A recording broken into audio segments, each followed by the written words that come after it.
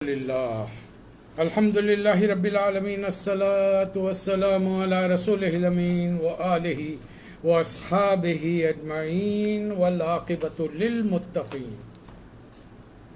محترم خواتین حضرات، السلام علیکم ورحمۃ اللہ وبرکاتہ۔ اعوذ باللہ من الشیطان الرجیم، بسم اللہ الرحمن الرحیم۔ سيقول السفهاء من الناس ما ولاهم عن قبلتهم التي كانوا عليها قل لله المشرق والمغرب يهدي من يشاء إلى صراط مستقيم۔ صدق اللہ مولانا العظیم۔ سورہ بقرہ کا دوسرا حصہ، دوسرا پارہ یہاں شروع ہو رہا ہے۔ سیقول، اللہ تعالیٰ نے پہلے لفظ سے اس دوسرے پارے کا نام ترجمہ سماعت فرمائیے۔ نادان لوگ ضرور کہیں گے کہ انہیں کیا ہو گیا کہ پہلے یہ جس قبلے کی طرف رخ کر کے نماز پڑھتے تھے اس سے یکایک پھر گئے۔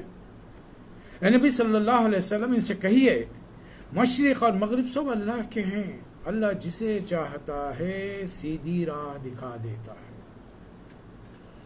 مدینہ منورہ ہے، دوسری ہجری، جنگ بدر کے بعد میں اللہ تعالیٰ نے سورہ بقرہ نازل فرمایا، اس لیے کہ اب ایک اسلامک اسٹیٹ کا قیام عمل میں آ چکا تھا۔ اب اللہ چاہتا ہے کہ اس ریاست کے رہنے والوں کا اپنا ایک طرز عمل ہو، اپنا ایک تمدن ہو، اپنی ایک سیاست کا انداز ہو، اپنی معاشرت ہو، اپنی معیشت ہو، ہر چیز، زندگی کے ہر شعبے میں ان کی اپنی ایک انفرادیت قائم رہے۔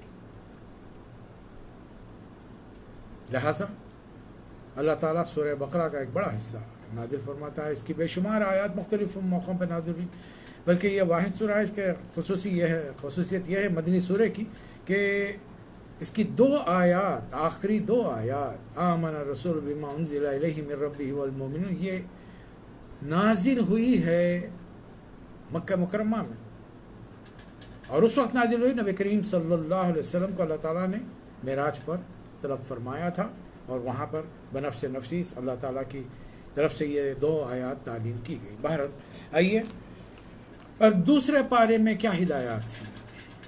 سماجی زندگی سے متعلق بے شمار احکامات، یہودیوں کے نسبت ان کا واقعہ بیان کرتے ہوئے اللہ تعالیٰ نے کچھ تعلیمات دی۔ اب وہاں سے کچھ آگے بات بڑھ رہی ہے۔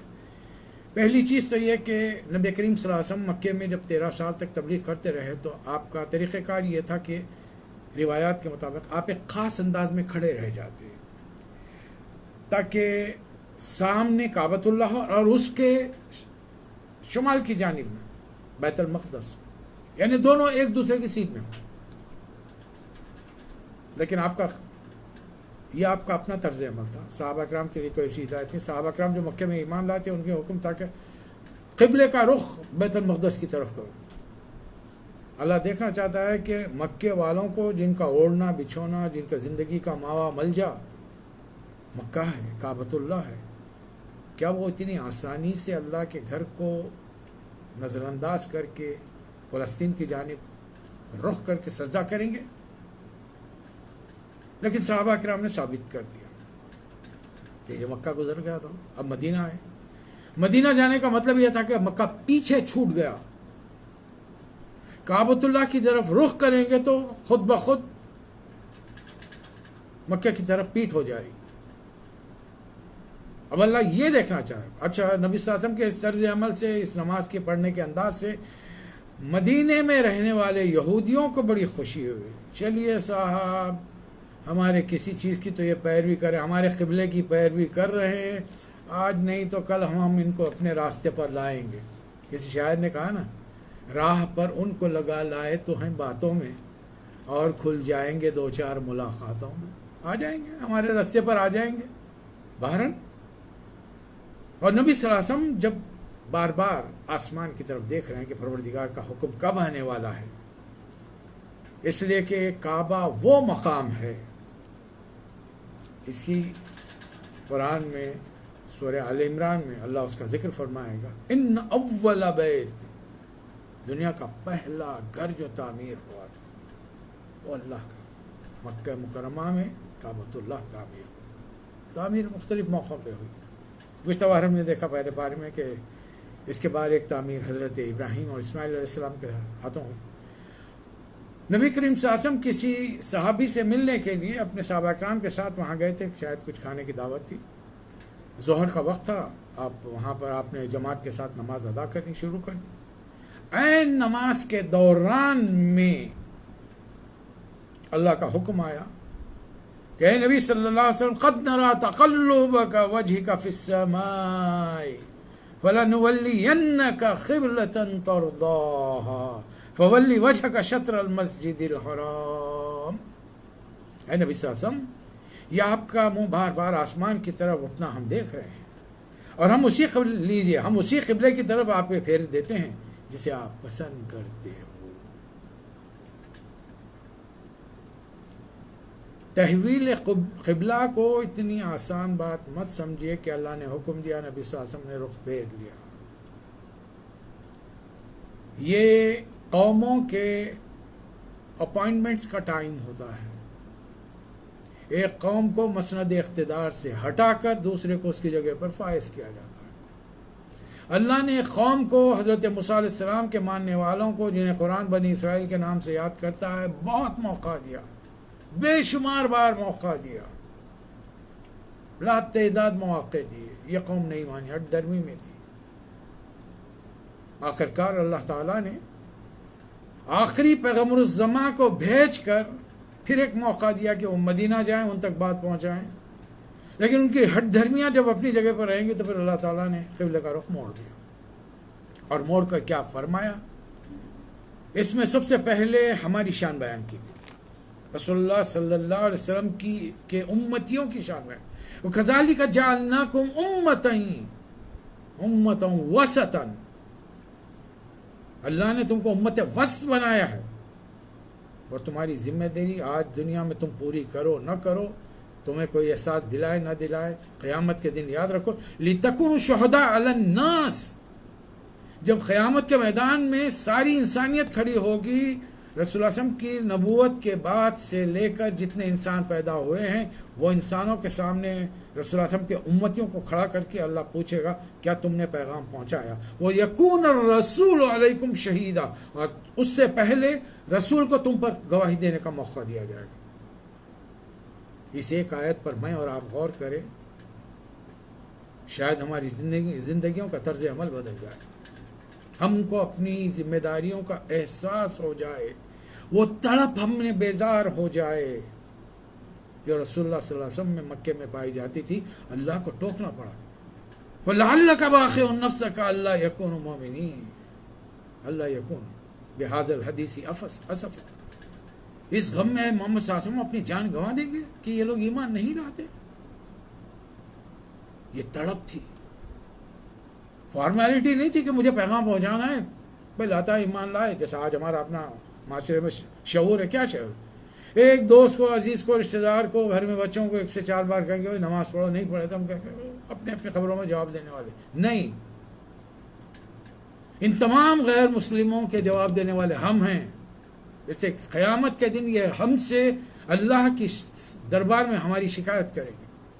ہمارے پڑوس میں رہتے تھے, رمضان کے روزے بڑے خوش و خضو سے رہتے تھے, افطار بڑا ڈٹ کر کھاتے تھے, لیکن کبھی اسلام کی بات نہیں بتائی.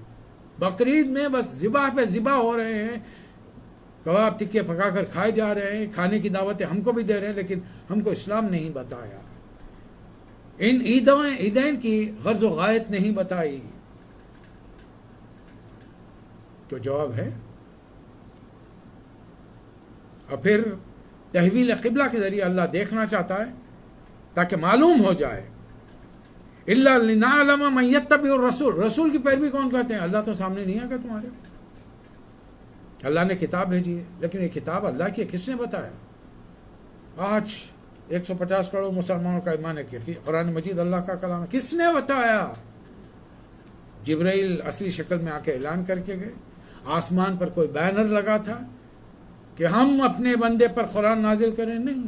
اگر نبی کریم صلی اللہ علیہ وسلم نے نہ بتایا ہوتا, بلکہ میں جسارت سے بڑھ کے کبھی کبھی یہ جملہ کہہ دیتا ہوں, اگر صرف رسول اللہ صلی اللہ علیہ وسلم نے یہ کہہ دیا ہوتا کہ یہ میرا کلام ہے تو دنیا آپ کو خدا سمجھ کے پوچھ لیتی. اس لیے کہ اس کتاب کے مقابلے میں ایک چھوٹے سے سورے کا جواب انسان نہیں بنا سکا. 1450 سال گزر چکے ہیں. گزشتہ پہلے پارے میں ہم وہ چیلنج کو اللہ کے سن چکے ہیں. وَإِن كُنتُمْ فِي رَيْبٍ مِّمَّا نَزَّلْنَا عَلَىٰ عَبْدِنَا فَأْتُوا بِسُورَةٍ مِّن مِّثْلِهِ وَادْعُوا شُهَدَاءَكُم مِّن دُونِ اللَّهِ إِن كُنتُمْ صَادِقِينَ. قبلہ تحویل ہو گیا، تبدیل ہو گیا، نماز میں حرکت کرنی پڑی. نبی صلی اللہ علیہ وسلم امام کی حیثیت سے پورے صحابہ پیچھے صفے باندھ کے کھڑے ہیں. نبی کریم صلی اللہ علیہ وسلم پورا صحابہ کا چکر کاٹ کر واپس آئے اور آخری جو صف تھی اس کے سامنے کھڑے رہے. صفے صحابہ اکرام کو چلنا نہیں پڑا، اپنی جگہ سے دے just turned out, U turn لیا انہوں نے. اب جو پہلی صف تھی وہ آخری بن گئے اور جو آخری صف تھی وہ پہلی بن گئی. امام کو چل کر آنا پڑا. یہ ایک مسئلہ ملا. نماز میں کبھی درمیان میں جگہ خالی ہو جائے تو حرکت کی جا سکتی ہے، وہاں پر جا کر جگہ کو، خالی جگہ کو پر کیا جا سکتا ہے. اس لیے خالی جگہ شیطان گھس کر آتا ہے، صفوں میں خلل ڈالتا ہے. اس کے بعد میں مسلسل کئی آیتوں میں اللہ تعالیٰ نے ایک ہی چیز کو دہرایا ہے کہ تم ایک ہی کام کرو. وَمِنْ حَيْثُ خَرَجْتَ فَوَلِّ وَجْهَكَ شَطْرَ الْمَسْجِدِ الْحَرَامِ. آپ ایک ہی کرو، کہیں رہو، کہیں جاؤ، کیسے سفر وغیرہ کا موقع ہو، اپروکسیمیٹلی کعبۃ اللہ کی طرف رخ کرو اور اپنی نماز کو ادا کرو.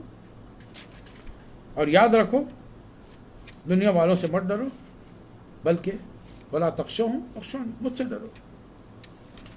دوسری چیز اللہ تعالیٰ نے فرمایا اللہ نے ایک رسول تمہاری طرف بھیجا ہے جو تمہیں اللہ کی آیات پڑھ کر سناتا ہے، تمہارا تزکیہ کرتا ہے، تمہیں کتاب اور حکمت کی باتیں سکھاتا ہے، وہ تمام باتیں جس سے پہلے تم ناواقف تھے. اور واقعی 1,01,24,000 انبیاء علیہ السلام، نبی آئے، پروفٹس آئے، اپوسٹلس، اوتار کہیے انہیں، لیکن یہ تمام لوگ آپ جانتے ہیں ان کے دور میں انسان کا علم زمین تک محدود تھا. محمد عربی صلی اللہ علیہ وسلم کے تشریف لانے کے بعد آج کائنات کی وسعتوں میں ہماری نظریں دوڑ رہی ہیں. تحقیق کرنے والے تحقیق کر رہے ہیں، ایک ایک چیز نئی نئی معلوم ہوتی جا رہی ہے. اور یہ صرف حضور اکرم صلی اللہ علیہ وسلم کا دور رسالت ہے جس میں علم اپنی معراج پر پہنچ رہا ہے. اب اللہ تعالیٰ ہمیں کچھ ہدایت دے رہا ہے. بنی اسرائیل کا تذکرہ یہاں تھوڑی دیر کے لیے روکا گیا اور ہم سے مخاطب ہو کر اللہ چاہتا ہے فَاذْكُرُونِي أَذْكُرْكُمْ، تم مجھے یاد رکھو میں تمہیں یاد رکھوں. وَاشْكُرُوا لِي وَلَا تَكْفُرُونَ،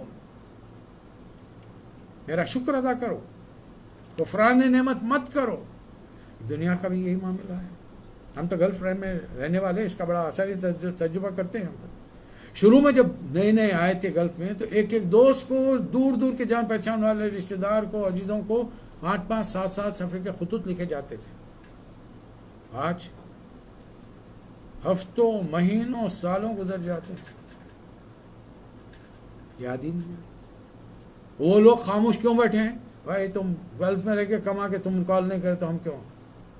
تم مجھے یاد رکھو میں تمہیں یاد رکھوں. اللہ بھی یہی فتویٰ بتا رہا، فیصلہ دے رہا ہے. تم جتنا، اور رسول اللہ صلی اللہ علیہ وسلم حدیث میں فرما رہے ہیں تم تنہائی میں اللہ کو یاد کرو، اللہ بھی تمہارا عرش پر تنہائی میں تمہیں یاد کرے گا. تم محفل میں یاد کرو، اللہ ملأ الاعلیٰ کی محفل میں تمہیں یاد کرے گا. اب آپ دیکھیے میں اور آپ اللہ کو کہاں کہاں یاد کرتے ہیں. محفل میں یاد کرنے کے بعد جہاں جس سے ملاقات ہو ایک نہ ایک بات اللہ کی طرف سے پہنچا دی جائے. اللہ ایک نسخہ دے رہا ہے ہم کو، یا ایھا الذین آمنوا استعینوا بالصبر والصلاۃ. زندگی کے ہر مرحلے پر ان دو چیزوں سے مدد ہو، صبر اور نماز. پہلے صبر ہوگا پھر نماز، نماز بھی بعد میں ہے. حالانکہ عبادات میں نماز کا نمبر 1 ہے مقام، نماز. اس کے بعد روزہ آیا ترتیب کے اعتبار سے، پھر زکوٰۃ فرض ہوئی. آخری رسول اللہ علیہ وسلم کے آخری زندگی کے آخری سال میں حج فرض ہوا. لیکن اللہ فرما رہا ہے کہ نہیں، صبر ہوگا تو نماز کو جاؤ گے، ورنہ سردی کا شدید موسم ہے، آنکھ لگی نہیں جا سکتے. صبر ہوگا تو کڑے سے کڑے موسم کے اندر بھی آدمی اللہ کے ذکر کے لیے، اللہ کی یاد کے لیے بھاگے. صبر کرو گے تو اللہ تمہارے ساتھ. ان اللہ مع الصابرین. ایسی آیتیں جب آئیں تو ایک ہلکی سی چھوٹی سی دعا کر لی، اللہم وجعلنا منہم. اللہم وجعلنا من الصابرین وجعلنا من المحسنین وجعلنا من المتقین. اے اللہ ہم کو بھی شامل کر. قرآن پڑھتے وقت اتنے معنی معلوم ہو تو آپ یقین مانیے جب زبان سے کلمات نکلیں گے اور فرشتے جو ہماری ہر بات پر آمین کہتے ہیں، اگر وہ آمین قبول ہو گئی تو اللہ ہمارا شمار بھی انہی لوگوں میں کرے گا، ہم کو بنا دے گا. ہم اپنے طاقت اپنی عبادات کے بل بوتے پر متقی پرہیزگار نہیں بن سکتے. جنگ بدر میں چونکہ 14 صحابہ اکرام شہید ہو گئے تھے، لوگوں کا خیال یہ ہوتا ہے کہ جب بڑی ہستیوں کے ساتھ کوئی معاملہ پیش آئے تو وی آر سیف. اللہ فرما رہا ہے کہ ایسا کوئی معاملہ ہم تمہارے ساتھ نہیں رکھیں گے. قربانیاں دینی پڑ. جب اللہ کے دین کی مخالفت میں کفار قربانیاں دے رہے ہیں، تم تو اللہ کے دین کے ماننے والے ہو، تم قربانی کیوں نہیں دے؟ اور جانتے ہو شہید کا کیا مقام ہے، اس کے بارے میں کان کھول کر سن لو. وَلَا تَقُولُوا لِمَنْ يُقْتَلُ فِي سَبِيلِ اللَّهِ أَمْوَاتٌ بَلْ أَحْيَاءٌ وَلَكِنْ لَا تَشْعُرُونَ. اللہ کے راستے میں جو مارے جائیں انہیں مردہ مت کہو، جنہوں نے اپنی جان دی ہے وہ زندہ ہیں. لوگوں نے آدھی آیت کو پکڑ لیا، زندہ ہیں. ہاں چلیے زندہ ہیں، اب ہر چیز میلے ٹھیلے عروس ہر چیز ہو رہی ہے. آگے کا حصہ بول گئے کیسے زندہ ہیں. وَلَكِنْ لَا تَشْعُرُونَ. وہ جیسے بھی زندہ ہیں تمہیں ان کی زندگیوں کا شعور نہیں ہے. دیکھیں انسانی جسم 2 چیزوں پر مشتمل ہے. ایک ہمارا جسم ہے گوشت پوست کا، اور ایک روح ہے. جب تک روح جسم میں ہے اس انسان کو زندہ کہیں گے، چاہے وہ کوما کنڈیشن میں کئی سال سے پڑا ہوا. جیسے ہی روح نکلی، صحت مند تندرست انسان کو جو چند لمحے پہلے تھا روح نکل گئی، چند گھنٹوں میں اس کا باپ بیٹا عزیز اقارب رشتہ دار لے جائیں گے، دفن کر کے آ جائیں گے. کوئی گنجائش نہیں، کوئی رعایت نہیں. چہیتی بیوی روک نہیں سکتی کہ میں ان کے ساتھ زندگی بسر کروں گی، یہاں رکھو، نہیں رہے گی. وہ باپ نہیں رکھے گا، بیٹا نہیں رکھے گا، بھائی نہیں رکھے گا، عزیز اقارب نہیں رکھیں گے. چند گھنٹوں میں لے جائیں گے، وہ جسم کو دفن کر کے آ جائیں گے. روح کہاں ہے؟ نیک روح ہو تو علیین میں ہے، بری روح ہو تو سجین میں ہے. کہاں جانا چاہتے ہیں میں اور آپ؟ سوچ لیجیے. علیین میں ہے تو پھر، اور شہداء کی روحیں اللہ کے عرش کے نیچے قندیلوں میں کبوتروں کی شکل کے اندر ہیں، جنت کے باغات میں اڑتی پھرتی ہیں. جب شہید ہوتا ہے تو اللہ تعالیٰ اس کا قطرہ خون زمین پر گرنے سے پہلے فرماتے ہیں قیلت خل الجنہ، جنت میں داخل ہو. چلیے یہ تو لوگ شہید ہو گئے، میرے نبی کے ساتھ میدان میں گئے تھے، بدری کہلائے.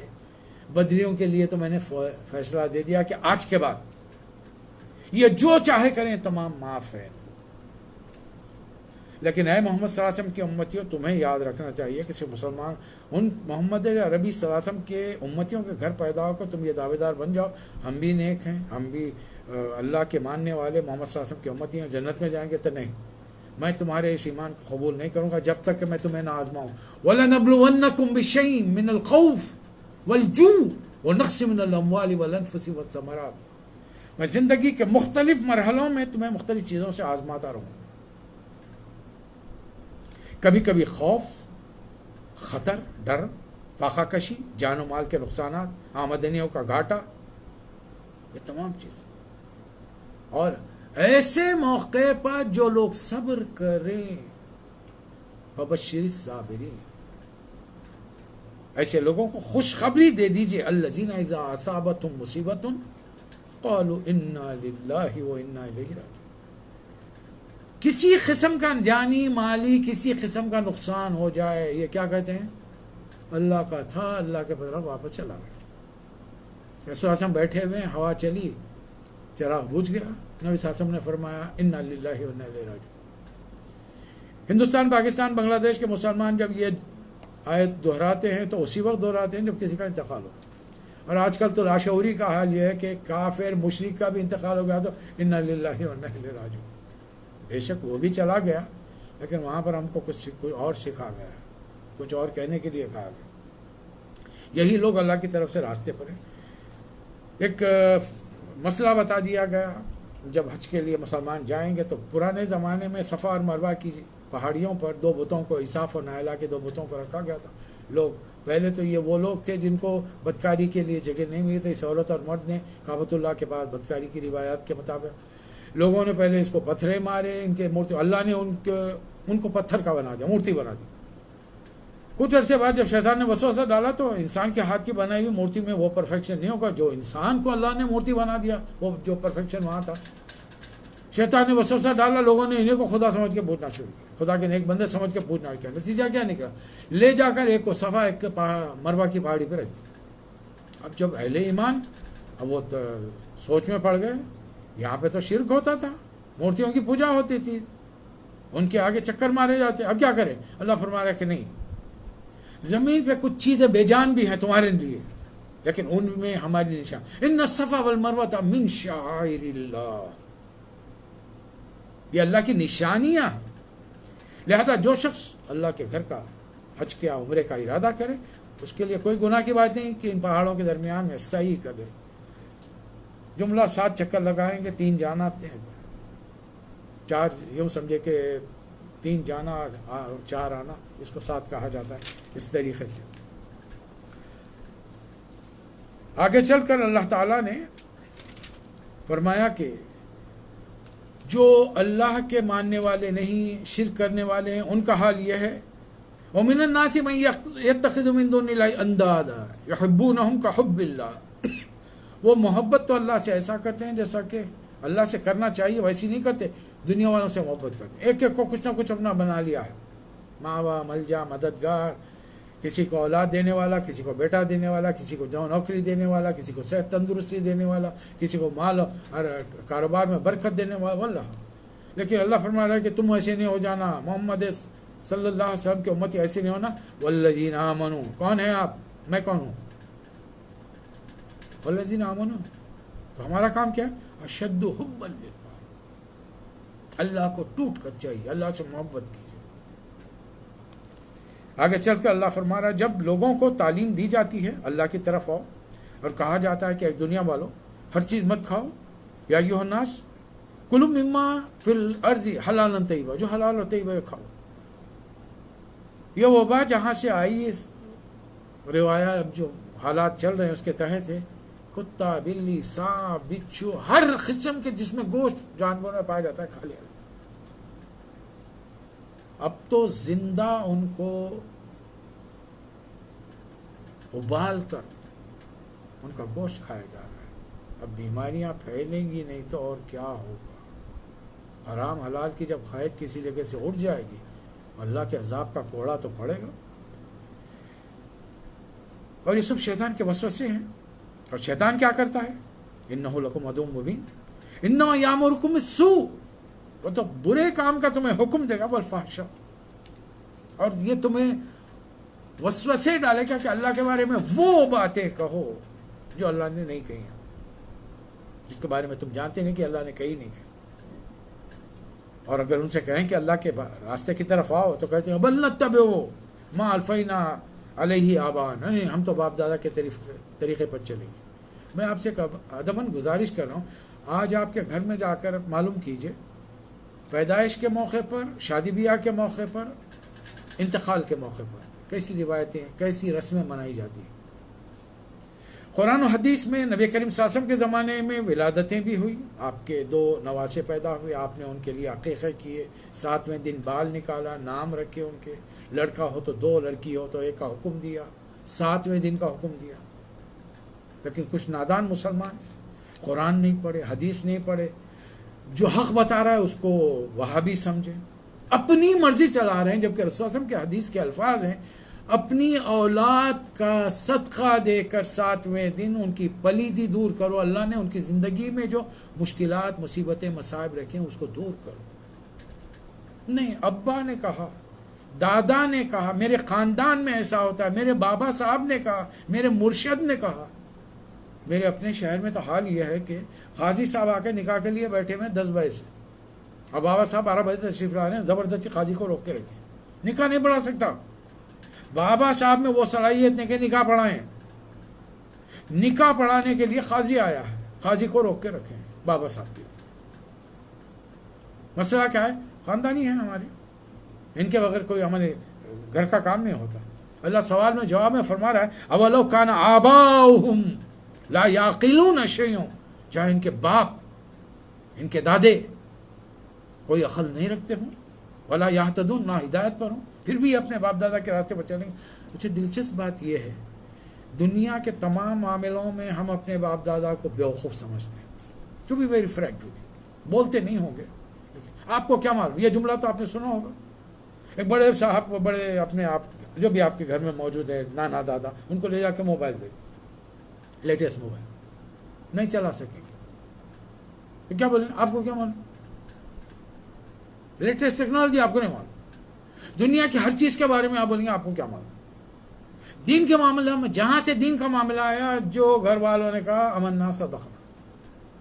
حالانکہ یہ طرز عمل اللہ کے رسول کے ساتھ ہونا چاہیے. اللہ کے 1,00,000 سے زیادہ صحابہ اکرام تھے 1,24,000 حجۃ الوداع پہ، جو رسول اللہ صلی اللہ علیہ وسلم کے بعد میں 100 سال تک رہے.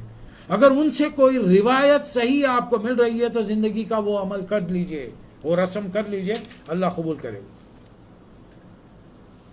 اے لوگوں جو ایمان لائے ہو، اب ایمان لانے والوں سے خطاب ہے، کلوا من الطیبات ما رزقناکم واشکروا للہ ان کنتم ایاہ تعبدون.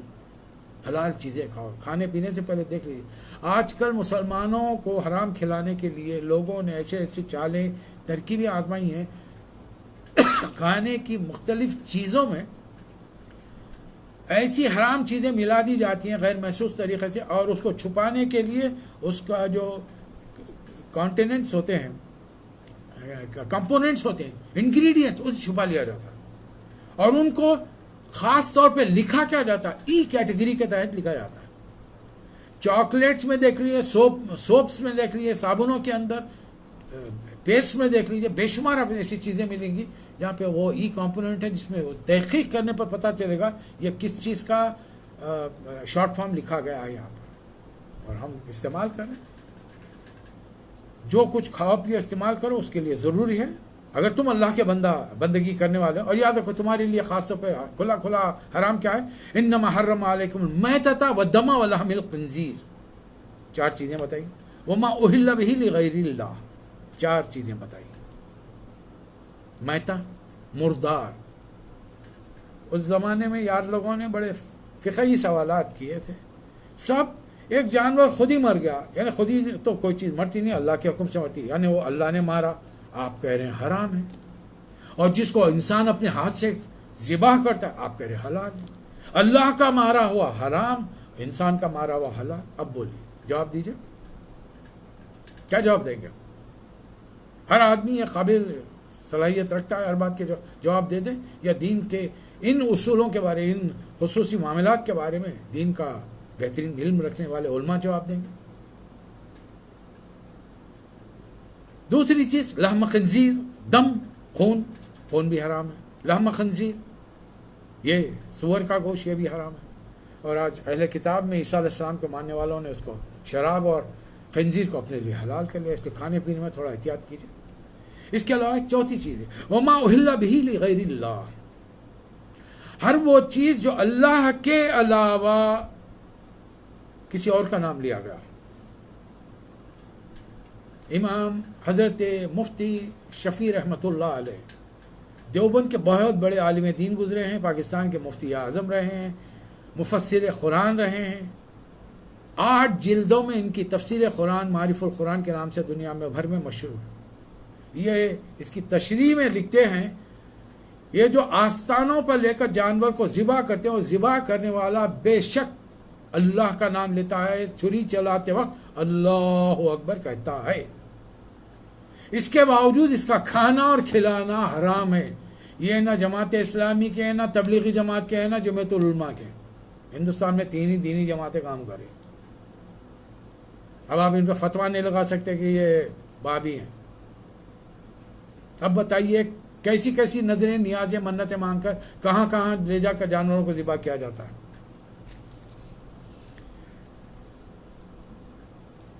آگے چل کر اللہ فرما رہا ہے جن لوگوں نے اللہ کے کلام کے، اللہ کے احکامات کو چھپایا، دنیاوی فائدوں کے عوض لوگوں کو غلط باتیں بتائیں، قیامت کے روز نہ اللہ تعالیٰ ان سے بات کرے گا. یہ لوگ یہ آمدنی کے ذریعے اپنی آگ سے اپنے پیٹ بھر رہے ہیں بڑا حوصلہ ہے ان کا کہ جہنم کا عذاب برداشت کرنے کے لیے تیار ہیں۔ اب یہاں پر آیت نمبر 178 سے کچھ احکامات شروع ہو رہے ہیں، اس پر میں آپ کی خصوصی توجہ چاہوں گا، اس لیے کہ کچھ ایسے لوگوں سے ملنے والوں نے ان کو جب توجہ دلائی تو فرمانے لگے کہ یار اس کو تو ہم نے بے شمار مرتبہ، ہم تو قرآن کے دور سے گزرے ہیں لیکن کبھی خیال نہیں آیا۔ الفاظ کی یکسانیت پر بھی غور کیجیے۔ پہلی 4 آیتیں اللہ تعالیٰ نے 178 سے لے کر 214 تک گنائی ہیں، 4 آیتیں، اور اس میں لفظ استعمال کیا ہے کتبہ علیکم، تم پر لکھا گیا۔ چلیے آئیے دیکھیں، پہلی چیز یا ایھا الذین آمنوا کتب علیکم القصاص فی القتل، ایمان والو تمہارے لیے قتل کے مقدموں میں قصاص ہے، جو آدمی نے قتل کیا اسے ہی قتل کیا جائے گا۔ اچھا ایک اور چیز ہے اس میں، ایک آدمی نے کسی کے ذریعے قتل کروایا، وہ تو انسٹرومنٹ کہلائے گا، وہ آدمی قاتل انسٹرومنٹ کہلائے گا، جس نے اس کے لیے حکم دیا تھا وہ اصل قاتل ہے، کتنا ہی بڑا کیوں نہ ہو اسی کو قتل کیا جائے۔ آج مسلم معاشرے میں سے یہ چیز ختم ہو گئی ہے۔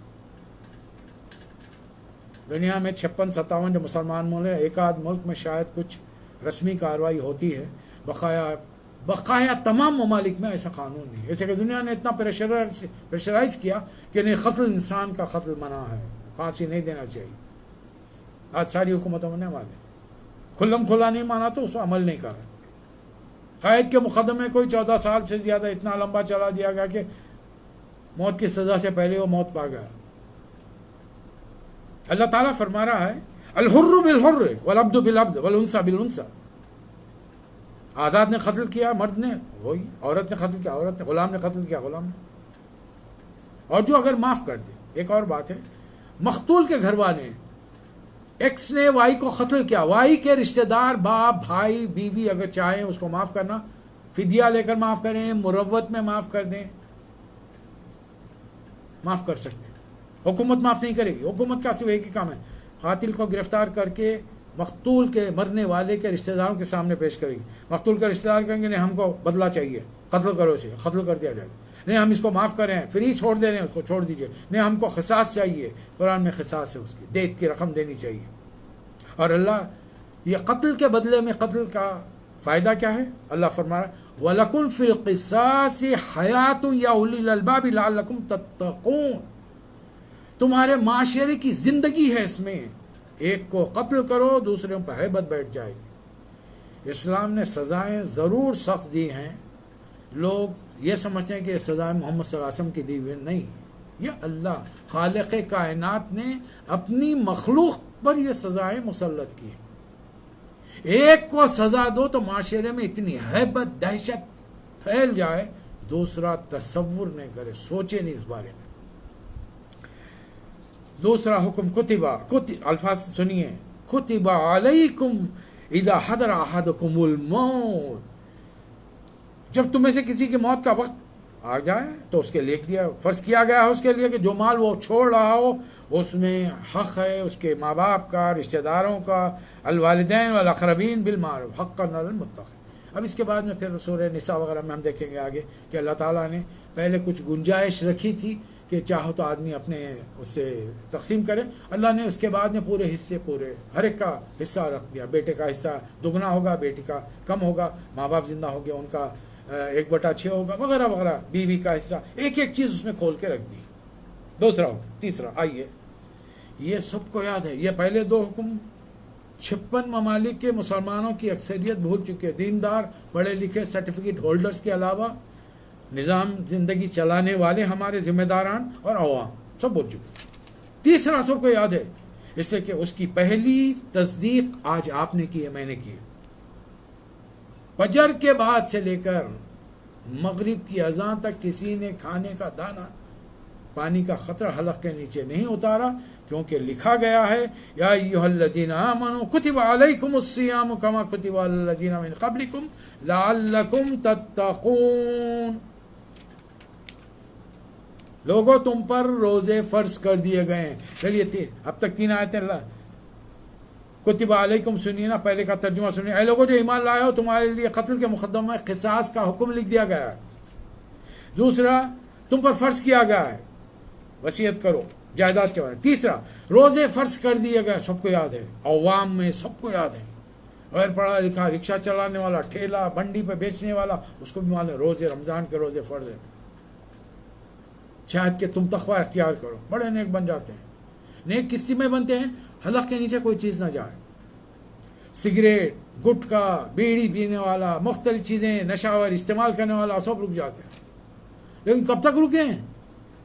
اذان ہونے کے بعد کھجور سے روزہ نہیں کھولتے ہیں، کھول بھی لے نا، سیدھا کونے میں جا کے گھر والوں سے چپ کے کھڑے رہ کر پھر وہ گٹکا منہ میں دبا لیتے ہیں، سگریٹ پی لیتے ہیں، بیڑی پی لیتے ہیں۔ یعنی صرف دن میں اللہ میاں دیکھ رہے ہیں، مغرب کے بعد میں اللہ میاں بھی شاید نعوذ باللہ روزہ کھولنے چلے جائیں۔ یہ اللہ ہے جس کو ہم مانتے ہیں؟ اللہ کے حکم کی ایسی تعمیل ہوتی ہے؟ چند گھنٹے مانا گیا، چند گھنٹوں کے بعد میں ہم فری ہیں، اپنی مرضی کے تابع چل رہے ہیں۔ ہم کیا کر رہے ہیں؟ ہم آپ کے اطراف میں یہ تمام چیزیں نظر نہیں آ رہی؟ پھر اللہ تعالیٰ فرما رہا ہے کہ جو لوگ شاید تندرستی سے روزہ نہیں رکھتے، ایک مسکین کا کھانا کھلاؤ، فدیۃ طعام مسکین۔ یہ شروع کا پہلا حکم ہے، پہلا حکم ہے 2 ہجری میں آیا، رمضان سے کچھ پہلے آیا۔ پھر رمضان میں جنگ بدر ہوئی، رسول اللہ صلی اللہ علیہ وسلم نے فرمایا کہ نہیں، جنگ کے موقع پہ روزے مت رکھو، کہ روزے کی وجہ سے جسمانی طور پہ کمزوری ہو، دشمن کا مقابلہ نہ کر سکے۔ پھر اگلے سال میں نے اس طریقے سے اس آیت کو لیا ہے، تیسرے سال فرضیت کا حکم آیا، شہر رمضان الذی انزل فیہ القرآن ھدی للناس بینات من الھدی والفرقان۔ رمضان وہ مہینہ ہے جس میں قرآن نازل کیا گیا، انسانوں کے لیے سراسر ہدایت، واضح تعلیمات پر مشتمل، جو راز دکھانے والی، حق و باطل کا کھول کھول کر فرق بتانے والی۔ اس میں حکم کیا ہے؟ فمن شہد منکم الشہر فلیصم۔ اب جو اس مہینے کو پائے آج کے بعد، دیکھیے ذرا سوچ کے دیکھیے، پہلا حکم اللہ نے دیا، اگر شعبان کے آخری دنوں میں دیا تو رمضان شروع نہیں ہوا، تو کیا چند دن کے روزوں سے مراد 5-7 روزے تھے؟ یار رمضان کا پورا مہینہ روزہ رکھنا ہے۔ ابھی رمضان کے پورے روزے ہوئے نہیں، درمیان میں دوسری آیت نازل ہو گئی، لازم روزے رکھو۔ اور جو ابھی تک وہ فدیہ دے رہا تھا انہیں کیا کرے گا؟ وہ بھی تو حکم سے دے رہا ہے نا؟ نہیں، ذرا غور کریے تو بہت ممکن ہے، بہت ممکن ہے، میں فتویٰ نہیں دے رہا، یہ تیسرے سال نازل ہوا کہ اب جو کوئی اس میں، اس سے کہ 1 مہینہ پریکٹس کر کے دکھا گیا کون کون رکھتے ہیں، کون کون ظاہر جو مخلص سے۔ دیکھیں مدینے میں 3 فیکٹرز ہو گئے، انصار ہیں، مہاجرین ہیں، اور اس کے علاوہ جو انصاریوں میں ایک نیا فیکٹر آیا ہے وہ منافقین کا ہے۔ اب یہ برائے نام روزہ رکھتے ہیں، رکھتے بھی ہیں نہیں رکھتے بھی اللہ جانے، لیکن اب یہ قطعی حکم آ گیا، اس کو روزے رکھنے چاہیے۔ اس میں ایک آخری میں بڑی پیاری بات اللہ نے فرمائی، میرے بندے محمد صلی اللہ علیہ وسلم آپ سے میرے بارے میں پوچھیں، وَإِذَا سَأَلَكَ عِبَادِي عَنِّي فَإِنِّي قَرِيبٌ أُجِيبُ دَعْوَةَ الدَّاعِ إِذَا دَعَانِ وَلْيَسْتَجِيبُوا لِي وَلْيُؤْمِنُوا بِهِ لَعَلَّهُمْ يَرْشُدُونَ۔ میرے بندے آپ سے میرے بارے میں پوچھیں تو بتائیں میں قریب ہوں۔ کتنے قریب ہیں اللہ میں آپ ہمارے سے؟ تو اللہ تعالیٰ جواب دیتا نحن اقرب الیہ من حبل الورید، تمہاری شہرک سے زیادہ قریب ہے، شہرک سے زیادہ قریب۔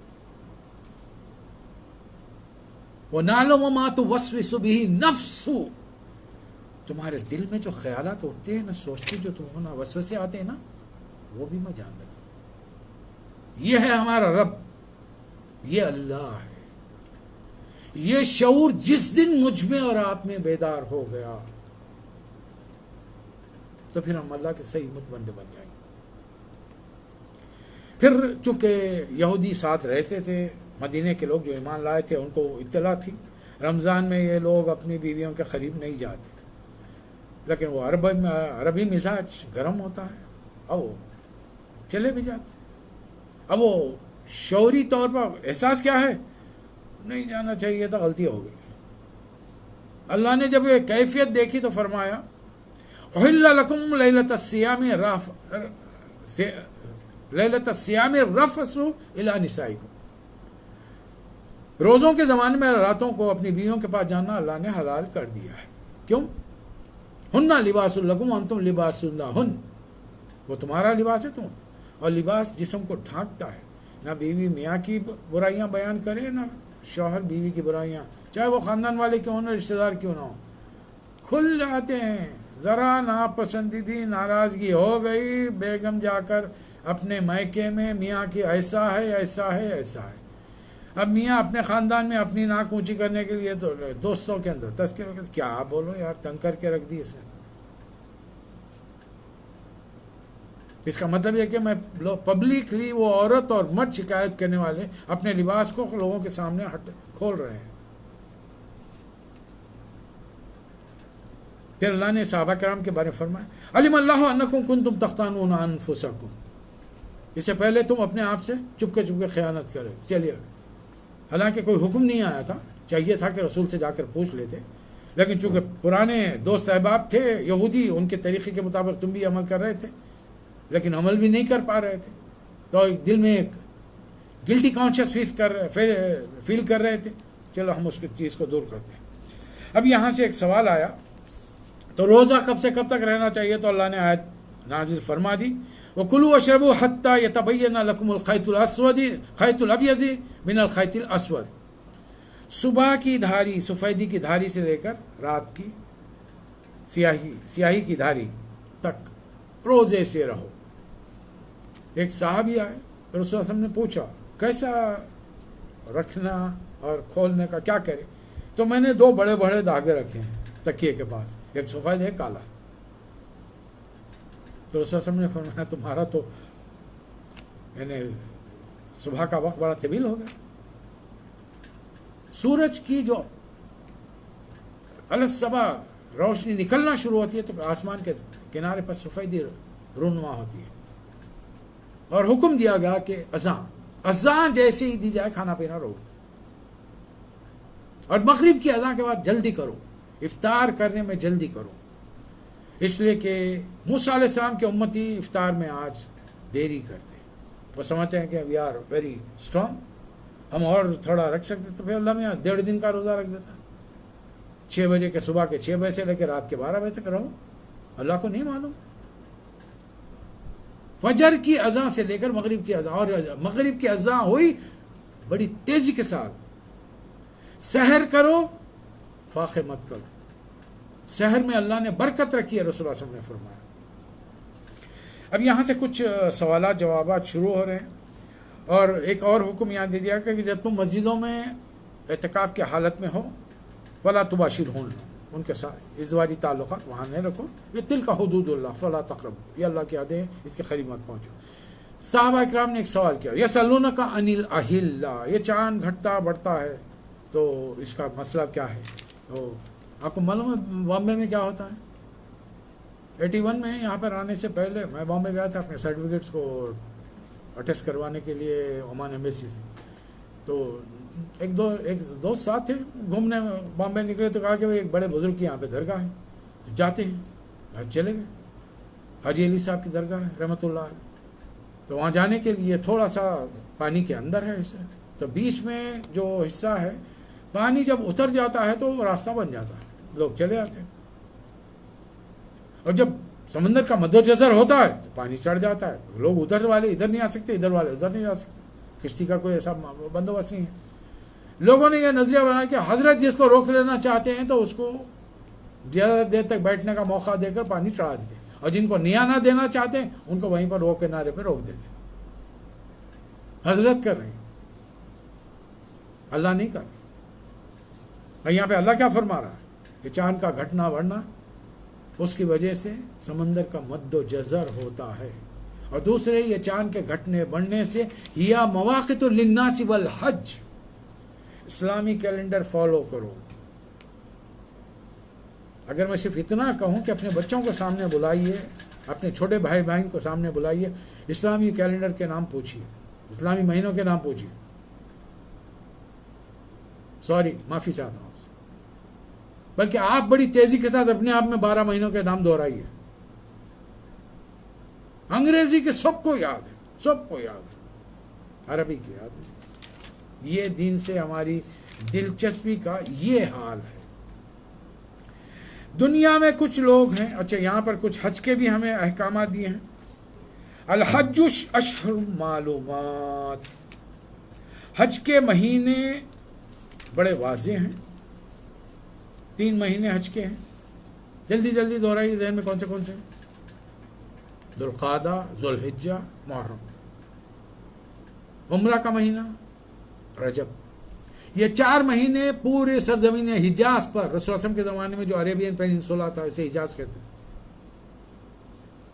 قتل و غارت گری بند۔ اپنے باپ کے قاتل کو بھی دیکھیں گے تو ہاتھ نہیں ڈال سکتے اگر وہ عمرہ کے احرام کی حالت میں حج کے لیے جا رہا ہے۔ تمام دشمنیاں، لڑائیں جھگڑے بند۔ اور ہونا تو یہ چاہیے تھا کہ آج مسلمانوں کے 56 ممالک کے روب داب کی وجہ سے ساری دنیا میں ان 4 مہینوں میں قتل و غارت گری، کسی قسم کا فساد، جنگیں موقوف ہونی چاہیے۔ کہاں ہے؟ بہرحال اللہ فرما رہا کہ یہ، اور جو شخص ان مہینے حج کے دوران میں نہ اگر کسی شخص سے نہ کوئی شہوانی فعل ہوا، نہ بدعملی ہوئی، نہ لڑائی، نہ جھگڑا، تو جانو کہ اس نے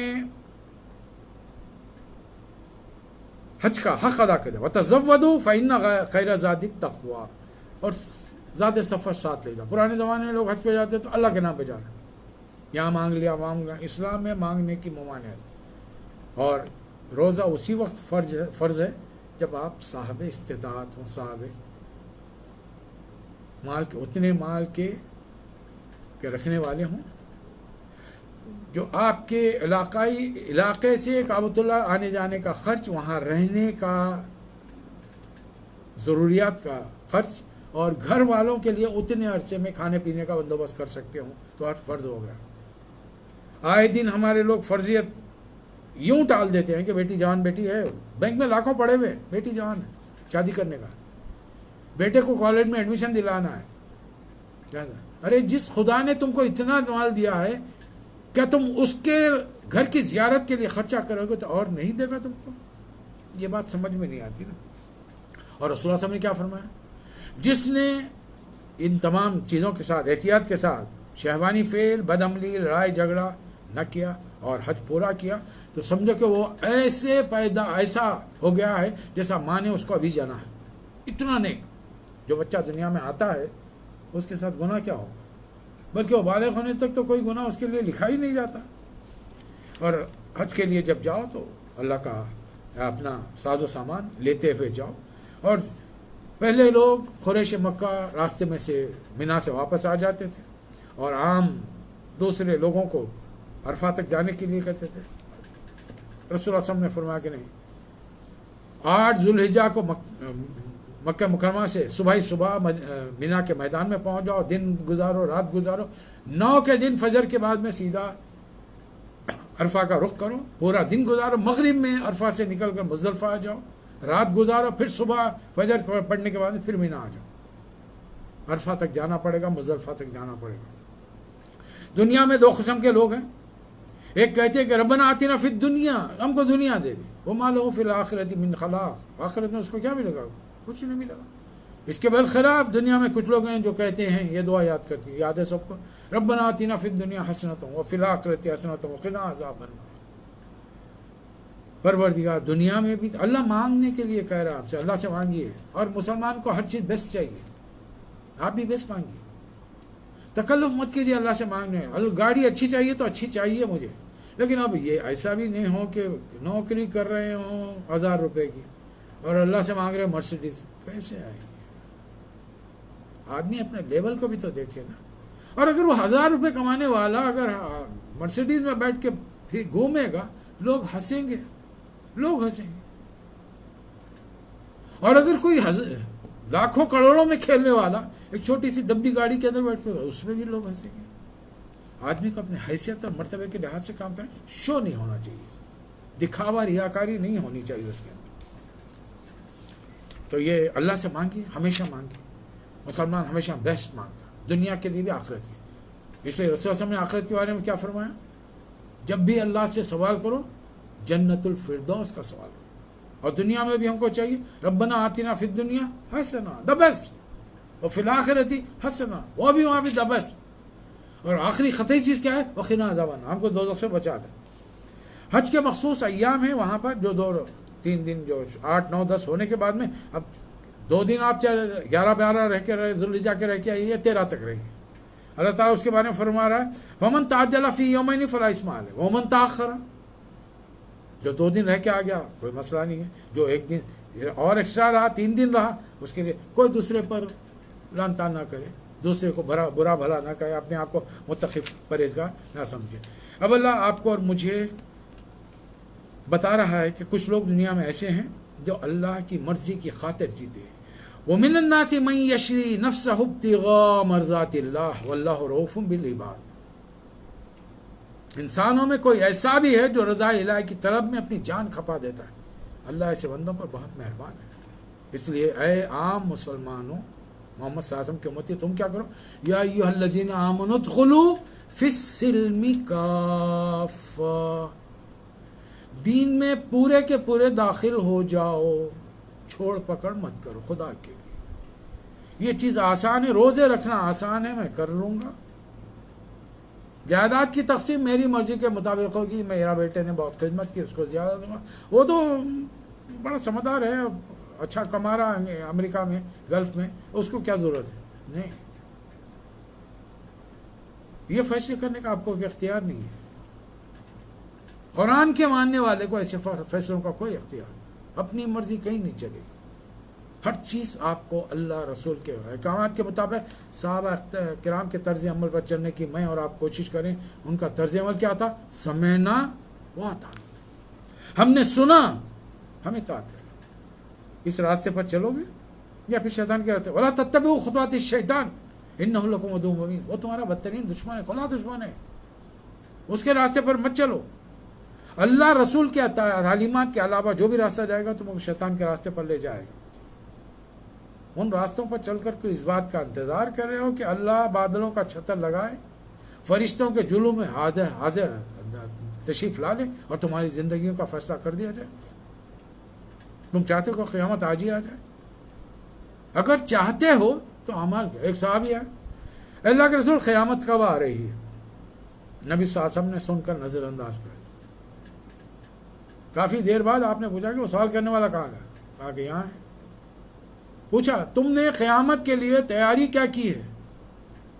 تو بڑا پیارا جواب دیا، اللہ رسول سے محبت کرتا ہوں۔ دیکھیے یہ محبت میری اور آپ کی محبت نہیں ہے، ہماری محبت کا حل کیا ہے؟ اذان ہو رہی ہے، اشہد ان لا الہ الا اللہ اشہد ان محمد رسول اللہم صلی اللہ محمد وعلی آل محمد وبارک وسلم، محبت ختم۔ رسول کی محبت ہماری ختم، یہی ختم ہو، یہ محبت نہیں۔ ہر اس کام کو کرنا جو اللہ چاہتا ہے اور اس طریقے پر کرنا جس اللہ کے رسول جس طریقے سے کرتے ہیں، یہ ہے ان سے محبت کا تقاضا، یہ ہے حق ادا کرنا اس کو، اس طریقے سے کرو۔ پھر اللہ تعالیٰ اور سمجھانے کے لیے ہمیں ایک خاص بات بتا رہا ہے۔ کلمہ پڑھ لیے لا الہ الا اللہ محمد رسول اللہ، سوتے وقت سیدھی کروٹ، گال کے نیچے ہاتھ رکھ کے سو لیے، آیت الکرسی پڑھ لیے، شیطان نہیں آئے گا، کیا سمجھے جنت میں جاؤ گا؟ ام حسبتم ان تدخلوا الجنہ ولما یاتکم مثل الذین خلوا من قبلکم مستهم الباساء والضراء وزلزلوا حتى يقول الرسول والذین آمنوا معه متى نصر اللہ الا ان نصر اللہ قریب۔ کیا سمجھا ہے تم نے؟ صرف کلمہ پڑھ لیے میں جنت میں چلا جاؤں گا؟ میں نے ابھی آزمایا ہی نہیں ہے کلمہ پڑھنے والوں کو، جیسا تم سے پہلے والوں کو آزمایا۔ مصیبتیں آئیں، آفتیں آئیں، ہلا مارے گئے، وقت کا رسول پکار اٹھا۔ میرے آپ کے زمانے میں رسول کہاں ہیں؟ اس دور کے رسول پکار اٹھے متی نصر اللہ، اللہ تیری مدد کہاں ہے؟ اس کنڈیشن میں پہنچنے کے بعد اللہ کی مدد آئی، اور یہ رسول صلی اللہ علیہ وسلم کے ساتھ بھی ہوا ہے۔ جنگ خندق یاد کیجئے، ہم گزریں گے ان سوروں پر سے گزریں گے۔ 1 مہینہ حضور اکرم صلی اللہ علیہ وسلم جہاں خندق کھودی گئی تھی مدینے کے آبادی کے باہر، 1 مہینہ تک وہاں پہ سرحد پر کھڑے رہے، 1 مہینہ آنے کا موقع نہیں تھا۔ اتنی بڑی فوج تھی کہ ذری سی غفلت سے وہ خندق کو پاٹ کر ادھر آ جاتے، اور جب آتے تو پھر کیا دھوم مچاتے تھے، جبکہ مدینے کی آبادی شاید 10,000 کی نہیں تھی، لڑنے والے بڑی مشکل سے مرد 2-2.5 ہزار ہوں گے، عورتیں، بچے، بوڑھے۔ 1 مہینہ رسول اللہ کا آزمایا گیا، شدید بھوک کے اندر پیٹ پر پتھر باندھے ہیں، خندق کھودی جا رہی ہے. صحابہ اکرام نے قربانیاں دی، آج وہ قربانیوں کا پھل ہم سمیٹ رہے ہیں. کم از کم گلف میں تو آپ کی میری زندگی بڑے سکون سے گزر رہی ہے. میرے اطراف کے دونوں ملکوں میں اپنی کارکردگی کی وجہ سے مسلمانوں نے اپنی زندگی کو وبال بنا لیا ہے. ہمارا چھوڑ دیجئے، ہم تو ایک بھنور میں، شرک کے بھنور میں ہم ڈوبے ہوئے ہیں. 80% ہم کو گھیرے ہوئے ہیں. آپ کا مسئلہ کیا ہے؟ آپ کے پاس 5% غیر مسلم ہیں، آپ کے پاس 10 یا 15% غیر مسلم ہیں. کیا کر رہے ہیں؟ ان کے ہاتھوں میں ہم ناچ رہے ہیں. ناچنے کی وجہ کیا ہے؟ اللہ کو چھوڑ دیا، کتاب کو اللہ کی، اللہ کے رسول کی سیرت کو چھوڑ دیا. بس خالی قوالیوں میں لگ گئے ہیں، نعت گانوں میں، نعتیں پڑھنے میں لگ گئے ہیں، سلام پڑھنے میں لگ گئے ہیں. بس اگر یہی طریقے سے اسلام غالب آتا تو رسول اللہ صلی اللہ علیہ وسلم کو، یاد رکھیے 128 جنگیں ہوئیں آپ کے 10 سال کے مدنی دور میں، 10 سالوں میں، جس میں سے 28 جنگوں میں نبی کریم صلی اللہ علیہ وسلم نے بنفس نفیس شرکت کی ہے. دندانے مبارک شہید کروائے آپ نے، لوہے کی خود کی کڑیاں گال میں دھس گئی تھی آپ کے پیر مبارک، قدم مبارک میں چاقو دھس کر زخم آ گئے تھے. بھول گئے ہم احد میں کیسے کیسے جیت صحابہ اکرام شہید ہوئے ہیں. حضرت مصعب بن عمیر رسول اللہ صلی اللہ علیہ وسلم کے مشابہ، حضرت حمزہ رضی اللہ تعالیٰ عنہ، کیسے کیسے صحابہ اکرام ہیں. صحابہ اکرام نے ایک سوال کیا، یسألونک ماذا ينفقون، کیا خرچ کرے؟ اللہ اس کا جواب دے رہا ہے. پھر اس کے ایک اور سوال آ گیا، ایک اور آیت آ گئی، کتب علیکم. میں نے کہا نا 4 بار آئیں گے کتب علیکم، یہ تو شاید ہی آپ کو یاد ہوگی. کتب علیکم القتال وہو کرہ لکم، تم پر قتال، یہ ترجمہ سماعت فرمائی، تمہیں جنگ کا حکم دیا گیا ہے. کتب علیکم الصیام، تم پر روزے فرض کر دیے گئے ہیں. کتب علیکم القتال، تمہیں جنگ کا حکم دیا گیا ہے. وہ تمہیں ناگوار ہے، ہو سکتا ہے جو چیز تمہیں ناگوار ہو اس میں تمہارے لیے فائدہ ہو، جو چیز کو تم چاہتے ہو اس میں تمہارے لیے نقصان ہو. اللہ جانتا ہے، تم نہیں جانتے. ایک سوال ہوا، شہر حرام کون سا ہے؟ کیا شہر حرام میں مقدس مہینوں میں جنگ جاری ہے؟ جنگ کی جا سکتی ہے. اگر دشمن تم پر حملہ کر دے تو روکو مت. تم اپنے سے ان مقدس مہینوں کا احترام کرتے ہوئے کسی پر حملہ مت کرو، لیکن دشمن حملہ کرے تو مقابلہ کرو اس میں. شراب اور جوئے کے بارے میں پہلا حکم ہے، یسألونک عن الخمر والمیسر قل فیہما اسم کبیر ومنافع، اس میں فائدہ تو ہے لیکن نقصان بہت زیادہ ہے. ایک اور سوال، یسألونک عن الیتامی، یتیموں کے بارے میں سوال. پھر اللہ نے ایک اور سوال، یسألونک عن المحیض، عورتوں کی ناپاکی کی صورت کے بارے میں اللہ نے تو سوال کیا ہے.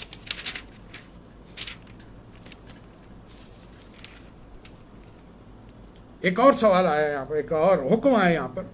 جب شادی ہوئی، نکاح ہوا، ازدواجی تعلقات میں تو کبھی ایسا موقع آئے گا تعلقات خراب ہو جائیں گے، طلاق دو ہی دو.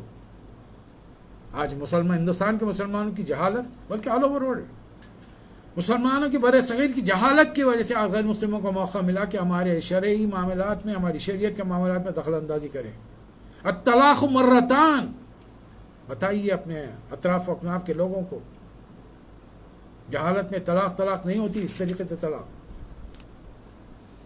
اگر تم نے عورتوں کو طلاق دے چکے تو جب عدت پوری ہو جائے تو بڑے طریقے سے رخصت کر لو، یا پھر اس سے پہلے انہیں روک لو. اور اگر وہ طلاق دے چکے تم عدت پوری کر لیں تو پھر وہ جس سے چاہے نکاح کریں، اس میں کسی قسم کی تمہاری شیطانی نہیں ہونی چاہیے. ان کو روکو کرو. اور جو اولاد اگر ان سے ہوئی ہے اس کی ذمہ داری مرد پر ہوگی، عورتوں پر.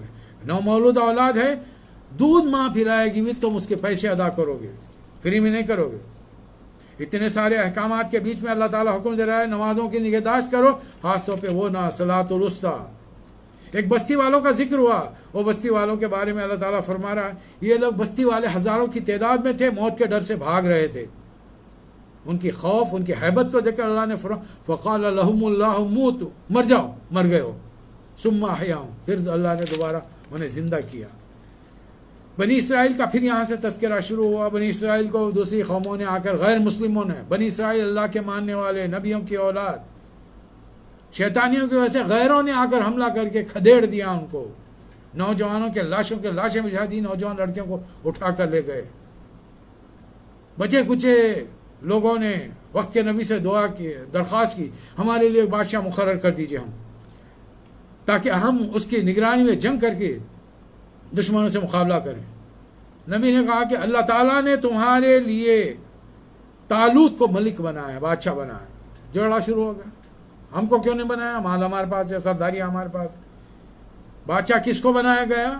ان اللہ اصطفاہ علیکم وزادہ بسطۃ فی العلم والجسم. اس کے پاس علم بھی ہے، جسم بھی ہے، طاقت بھی ہے، جسمانی طاقت، دماغی طاقت، علم بھی ہے، تب کہیں جا کر دیا. پھر ہر ذمہ دار کے لیے یہ نصیحت ہے کہ وہ اپنے ماتحتوں کو ٹیسٹ کر کے دیکھے. حضرت طالوت نے اپنے فوج کو ٹیسٹ کر کے دیکھا. آگے جا رہے، نہر آ رہی، پانی نہیں پینا، اللہ یہ کہ شدید پیاس ہو تو ایک آدھ گھوٹ پی لینا. آپ کو جان کر تعجب ہوا کہ ساری فوج کی بڑی تعداد نے خوب ڈٹ کے پانی پیا. اور جو دشمن میں جالوت کی فوج کے سامنے پڑے، جالوت کو جو ایک گرینڈل آدمی تھا، لوہے کے لباس میں غرق تھا، اس کو دیکھے تو کہنے لگے ہماری طاقتیں جواب دے گئی ہیں. لیکن جو لوگ جو نبی کے حکم کا ماننے والے تھے، انہوں نے کہا کہ کم من فیۃ قلیلۃ غلبت فیۃ کثیرۃ باذن اللہ.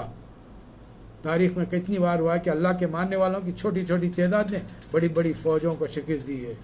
43 ممالک کی الائیڈ فورسز 2 مہینے پہلے شملے باندھنے والوں سے، دیہاتی پہاڑی علاقوں میں رہنے والے شلوار قمیص کوٹ پہننے والوں سے برابری کی میز پر بیٹھ کر دستخط کر رہے تھے. کہاں گئی بڑائی آپ کی؟ کہاں گئی سپریمیسی آپ کی؟ کہاں گئی آپ کے سپر پاور ہونے کا دعویٰ؟ جو اللہ کو مان لیتا ہے وہ دنیا میں کسی سے نہیں ڈرتا. جو اللہ کو نہیں مانتا وہ تو اپنے سائے سے بھی ڈرتا ہے. جنگ ہوئی، ایک نوجوان نے جالوت کو قتل کر دیا. یہ تھے حضرت داؤد علیہ السلام. بعد میں اللہ نے انہیں نبی بھی بنایا اور انہیں بادشاہ وقت بھی عطا فرمایا. یہاں تقریباً دوسرا پارہ ہم نے کسی حد تک پورا کرنے کی کوشش کی ہے. اللہ تعالیٰ مجھے اور آپ کو توفیق عطا فرمائے. وآخر الدعوانا ان الحمد للہ رب العالمین.